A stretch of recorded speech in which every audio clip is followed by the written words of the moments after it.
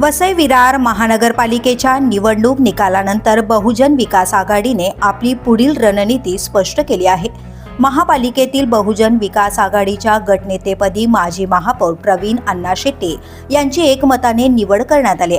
मंगळवारी संध्याकाळी पार पडलेल्या बैठकीत हा निर्णय जाहीर करण्यात आला।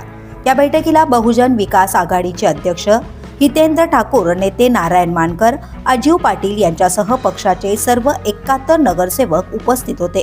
कोणताही विरोध न होता प्रवीण शेट्टी यांच्या नावावर शिक्कामोर्तब करण्यात आला। या निवडणुकीत बहुजन विकास आघाडी आणि मित्र पक्षांनी 115 पैकी 71 जागा जिंकत स्पष्ट बहुमत मिळवले आहे।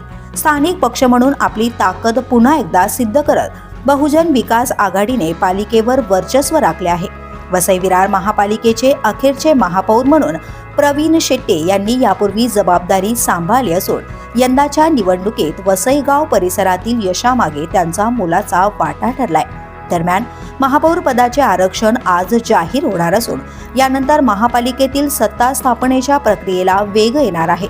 बहुजन विकास आघाडी आणि काँग्रेस, मनसे या मित्र पक्षांना मिळालेल्या स्पष्ट बहुमतामुळे आगामी महापौर पद बहुजन विकास आघाडीकडेच जाणार हे जवळपास निश्चित मानले जाते।